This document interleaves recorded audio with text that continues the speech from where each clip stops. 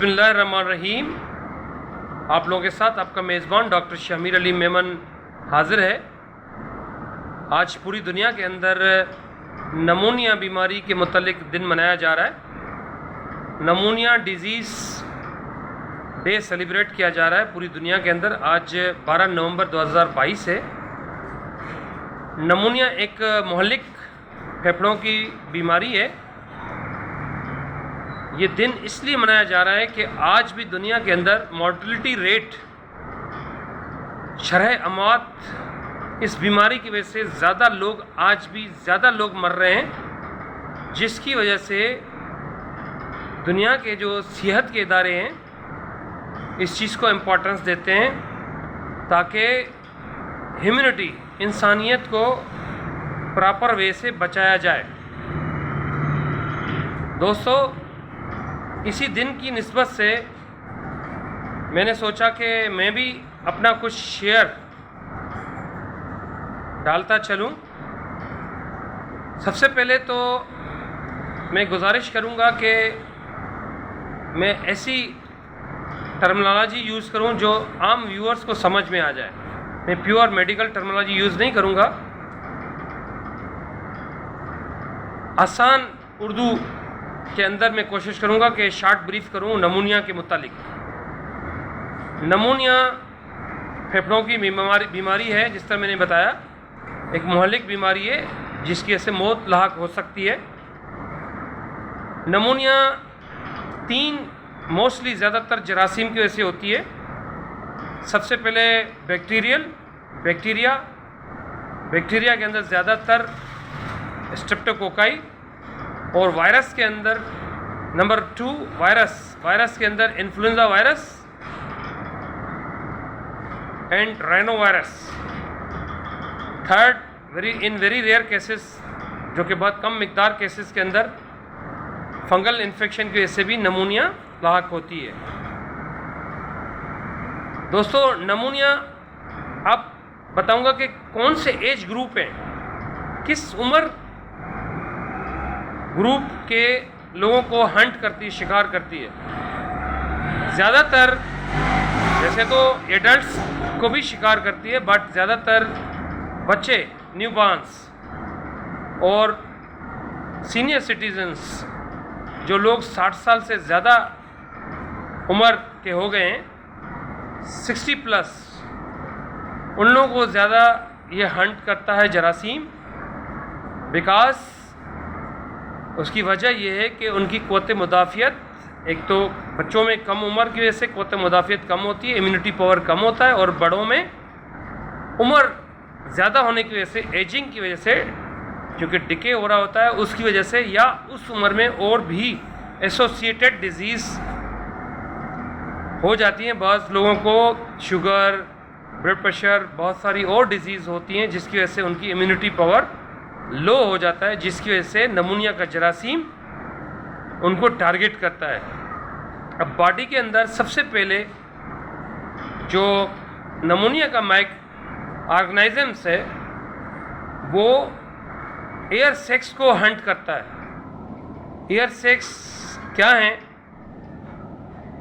इंसान के अंदर 2 फेफड़े होते हैं, दो लंग्स होते हैं, एक राइट एंड लेफ्ट। दोनों फेफड़ों के अंदर एयर सेक्स होती हैं। एयर सेक्स माना जिनको हम मेडिकल में एल्वियोलाइज कहते हैं। एयर सेक्स का काम क्या है? लंग्स के अंदर जो हम सांस ले रहे हैं, उस ताज़ा दम सांस को ऑक्सीजन कहते हैं। ऑक्सीजन को थ्रू एल्वियोलाइज, थ्रू एयर सेक्स का काम है एक्सचेंज ऑफ गैसेस। ऑक्सीजन क्योंकि गैस है, उसको पेनिट्रेट करती है ब्लड के अंदर, और कार्बन डाइऑक्साइड को एक्सक्रिएट करती है, बाहर आउट करती है, अखराज करती है। एयर सेक्स का काम ये है लंग्स के अंदर। तो इट मीन्स के इनका बॉडी के अंदर, इंसान की ज़िंदगी के अंदर क्रूशियल काम है, टेंशियल काम है। तो जो नमूनिया का जरासीम में वो 100% इन एयर सेक्स को हंट करता है, शिकार करता है, इस पे अटैक करता है। ज़रूरी नहीं कि दोनों लंग्स की, क्योंकि 2 लंग हैं तो 2 एयर सेक्स होती हैं, बाज़ औक़ात एक लंग के अंदर एक एयर सेक्स को भी अटैक करता है, जिसकी वजह से, चूँकि जब इन्फेक्शन अटैक करता है, इन्फेक्शन डेवलप होता है, तो उस इन्फेक्शन के नतीजे में एयर सेक्स के अंदर इन्फ्लेमेशन होती है। उस इन्फ्लेमेशन मीन के सोजिश होती है। उस सोजिश की वजह से एबनॉर्मल एयर सेक्स का फंक्शन शुरू होता है। उस सोजिश की वजह से, इन्फेक्शन की वजह से सिक्रेशन स्टार्ट होती हैं, बाज़ औक़ात म्यूकस या बलगम की सिक्रेशन डेवलप होना शुरू हो जाती है। उसके नतीजे में जब सफ़रर मीन्स के मरीज़ सांस ले रहा होता है, तो सांस की वजह से, उस रुकावट हडल की वजह से, कि प्रॉपर एक नॉर्मल चीज़ के अंदर एबनॉर्मलिटी डेवलप हो जाती है, तो जिसकी वजह से खांसी का टस्का लगता है और खांसी शुरू हो जाती है। और खांसी के अंदर वो बलगम या म्यूकस, बाज़ औक़ात ब्लड, इट डिपेंड सीवियरिटी, क्योंकि मेडिकल के अंदर mild, moderate and severe 3 conditions होती हैं। इन्फेक्शन का शुरू होना, इन्फेक्शन का दरमियान मतलब मिड, और इन्फेक्शन का 3rd डिग्री। 3rd डिग्री में बाज़ औक़ात ब्लड शामिल हो जाती है। बाज़ औक़ात खांसी के अंदर बलगम के साथ ब्लड भी आता है मरीज़ को, चूँकि इन्फेक्शन होता है। इन्फेक्शन के नतीजे के अंदर फीवर भी स्टार्ट होता है, और फीवर विद चिल्स, सर्दी के साथ बुखार आता है, और उस कंडीशन में फटीक, मरीज़ जो है वो लेथार्जिन, अपने आप को बहुत टायर्ड, थका हुआ महसूस करता है, थकावट महसूस करता है। ये तो हो गए इसके sign symptom. Fever with chills, chest pain भी हो सकता है, और शॉर्टनेस ऑफ ब्रीथ भी हो सकती है, सांस में तकलीफ भी हो सकती है। ये तब होता है, मोस्टली प्रैक्टिसेस में देखा गया है कि जब खांसी को 1.5 से 2 हफ्ता हो गया होता है। बाज़ औक़ात कम्युनिटी के अंदर लोग अपने देसी टोटके वगैरह भी इस्तेमाल करते हैं, उसके नतीजे में मरीज़ का नुकसान ज़्यादा होता है, क्योंकि यू नेवर नो कि ये जो नमूनिया इन्फेक्शन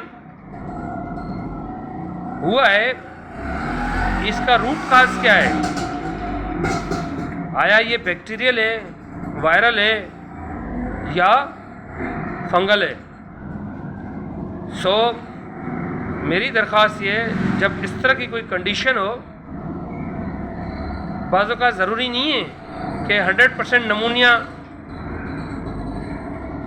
टेस्टों में या पैथोलॉजिकल लेबॉर्ट्री जो इन्वेस्टिगेशन कराते हैं कंसल्टेंट या मॉलेज, नमूनिया है। बाज़ों का ट्यूबरक्लोसिस की भी मिलती जुलती इसके साथ साइन सिम्पटम होती हैं, मगर ये एक्सक्लूड कौन करेगा? आपका मॉलेज, फैमिली फिजिशियन या चेस्ट फिजिशियन।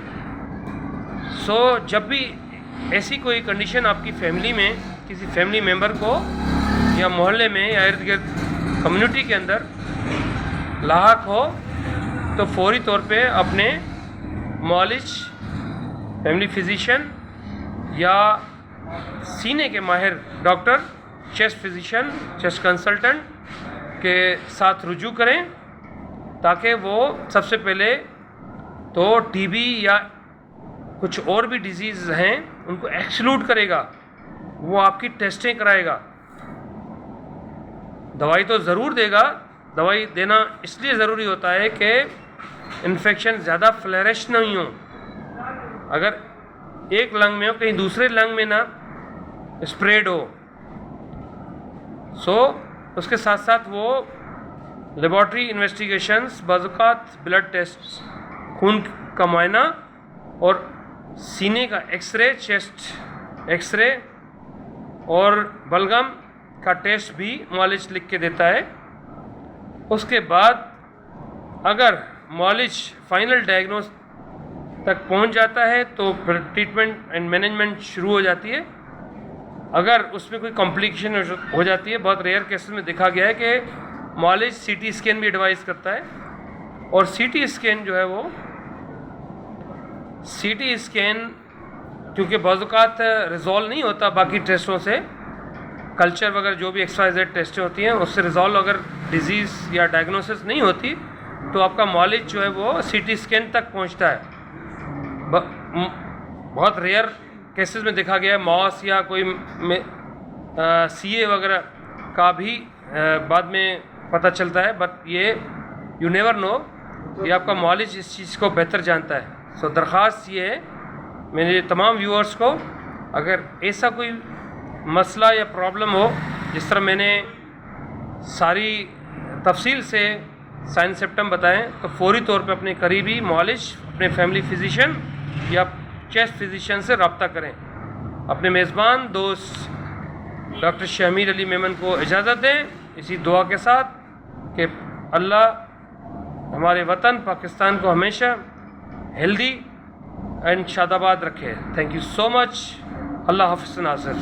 अपना और अपनी ख़ानदान का ख्याल रखें। Thank you so much.